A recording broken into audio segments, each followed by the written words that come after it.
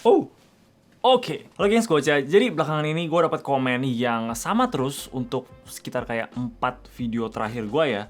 Dan dia minta untuk gue nge-review keyboard ini, yang namanya MK870. Dan pertama kali dia komen itu, gue langsung lihat keyboardnya apa dan gue masukin ke wishlist untuk gue beli nanti. Tapi gue nggak rencana untuk beli secepat itu. Tapi karena dia konsisten, minta terus untuk gue review, akhirnya gue langsung gas beli. Dan ya kita bakal coba lihat aja. Jadi gue sama sekali nggak tahu ini keyboard apaan. Gue baru tahu juga pas lihat komen dia itu.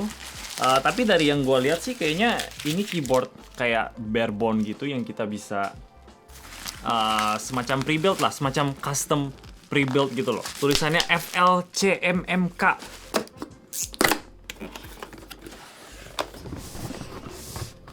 Oke, FL eSport.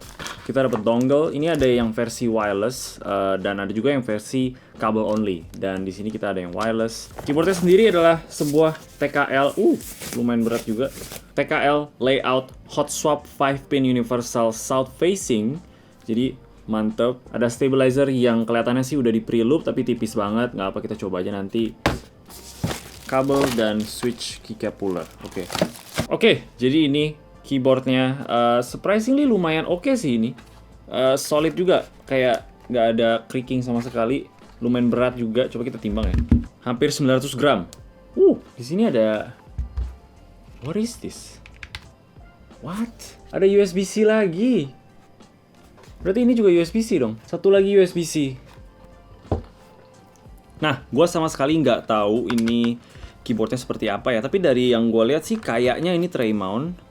Jadi bukan gasket-gasketan, atau bisa jadi cuman jepit mount aja, sandwich mount di antara top case dan juga bottom case. Karena kelihatannya sih kita harus kopek-kopek, atau pakai baut ya. Nggak apa, kita coba aja dulu ya.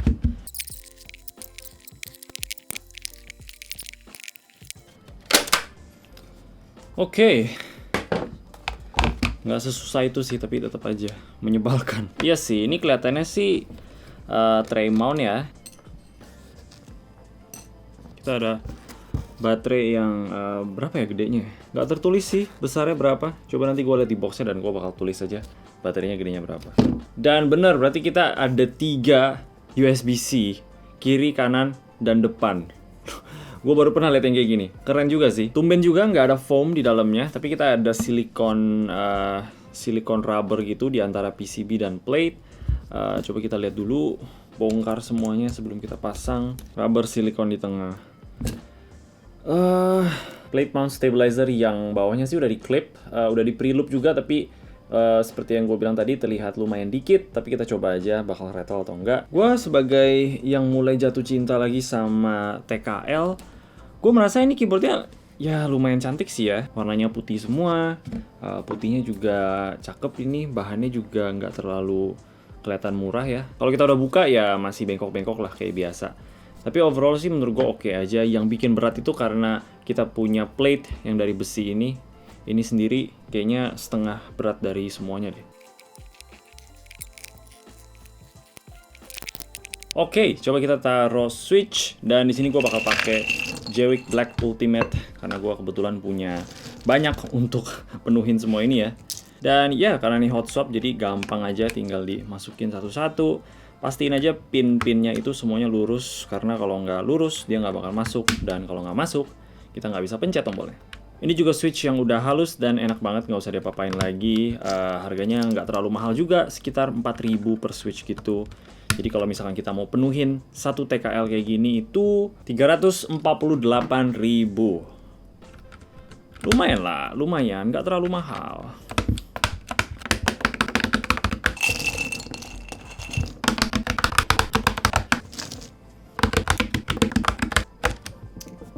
Let's go.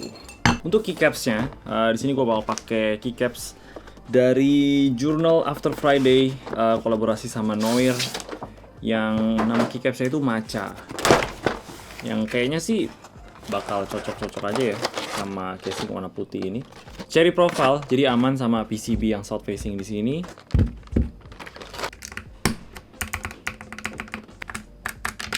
Wow. Ini contoh keycaps yang agak bisa dibilang defect juga sih ya, karena moldingnya itu agak sedikit kebesaran untuk dia masuk, kayaknya dia bisa jatuh. Tuh kan. Well, coba kita ganti keycaps lain. Gue tahu ada keycaps yang menurut gue mungkin lebih cocok. Ini keycapsnya Press Play Ryoko Series yang lumayan populer sih. Ini versi yang keduanya.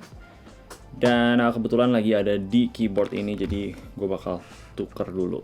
Yang ini warnanya agak lebih kuning sih, yang gue nggak terlalu suka sebenarnya. Lebih bagus yang dulu, warnanya lebih putih, persis putihnya, kayak casing yang ini.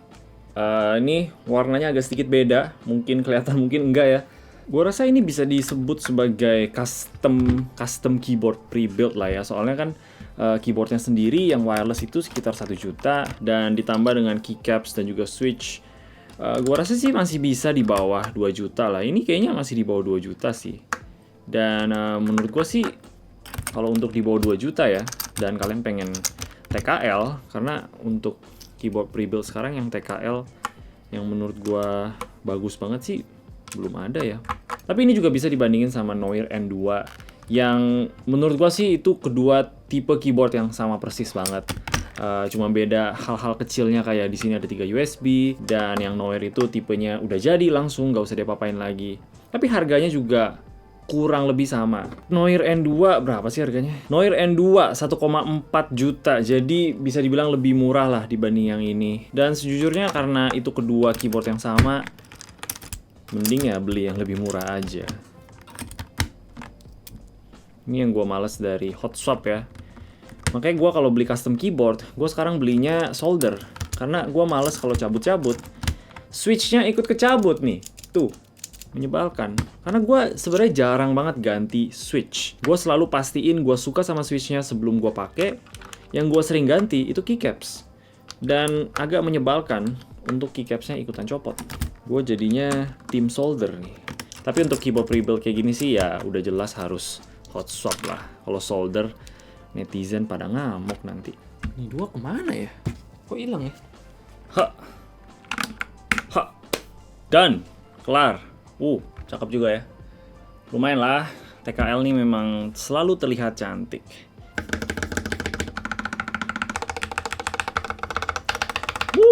Stabilizernya lumayan sih. Mungkin ada sedikit rattle ya, tapi wow, ini mah udah enak banget. Tapi ya balik lagi, stabilizer itu selalu beda tiap keyboard ke keyboard. Mungkin gua beruntung dapet yang lumayan bagus. Menurut gua kita boleh jelek-jelekin tray mount gitu ya. Tapi tray mount itu selalu punya suara yang enak loh. Gua nggak bohong. Gua nggak tahu ini kedengarannya mic-nya gimana. Mic-nya di sebelah sini by the way. Dari segi suara gua bisa confirm kalau ini enak. Kita bisa lakuin hal lain kayak mungkin tambah tape di bawah. Actually, coba kita tambah tape ya. Udah lama nih nggak pakai tape mod.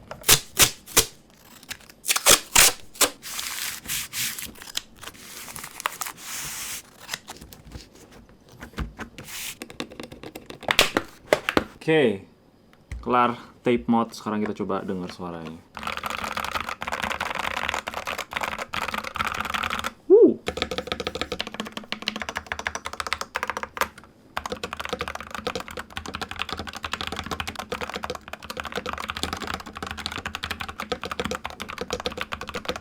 Ya, jadi lebih deep, lebih talk gitu ya. Dan ya gue nggak bakal bohong, gue suka sih. Oke, jadi Mas Yovan Dadu 6561, semoga puas dan terjawab pertanyaannya. Ini sebenarnya keyboard yang sama-sama aja sama yang biasa ya, kayak Noir N2. Kalau kalian bertanya-tanya mending pilih yang mana, beneran itu kedua keyboard yang 11-12 banget lah. Kalau kalian pengen yang bisa langsung dipakai tanpa otak-atik lagi, dan pilih yang Noir N2. Tapi kalau kalian tahu, kalian bakal pengen eksperimen dengan switch yang berbeda, dan pengen coba keycaps yang beda juga, dan kalau gitu bisa beli yang versi barebone. Hal yang beda itu selalu kayak hal yang kecil-kecil aja, kayak posisi LED yang berbeda, terus ya itu sih paling ya. Kalau dari segi mounting, dari segi feeling, dari segi bahkan mungkin suara juga, kalau kita pakai switch dan keycap yang sama, itu bakal mirip-mirip banget. Kalau gue ditanya sih, gue bakal beli atau enggak, gue jawab enggak sih. Dengan harga 1 juta, ya mungkin memang dibilang termasuk murah di antara barebone yang lain ya, apalagi dengan size TKL.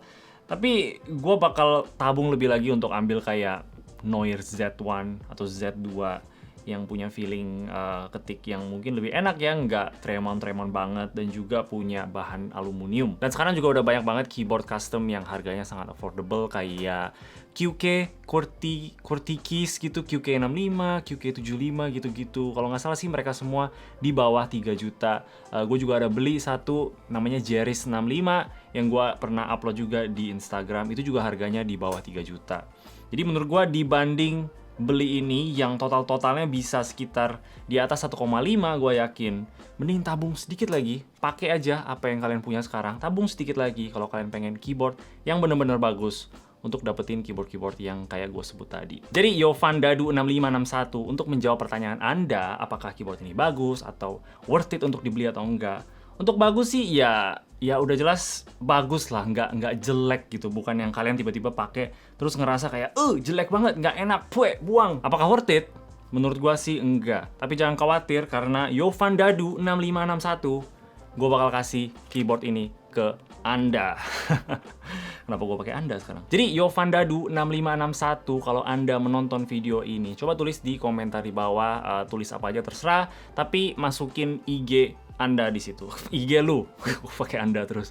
IG lu di situ, dan gue bakal kontak lewat IG, tinggal lu kasih tahu alamatnya dan gue bisa kirim keyboardnya bersama keycapsnya dan juga switchnya. Tapi jangan bohong ya kalau misalkan lu udah punya keyboard ini ternyata dan merasa ini lebih layak untuk diberikan ke orang lain, tulis juga di komentar di bawah biar gue bisa kasih ke orang yang lebih membutuhkan. Oke, itu aja dari gue. Kalau kalian suka sama video ini boleh kasih like dan juga subscribe. Thank you, nonton. Bye-bye.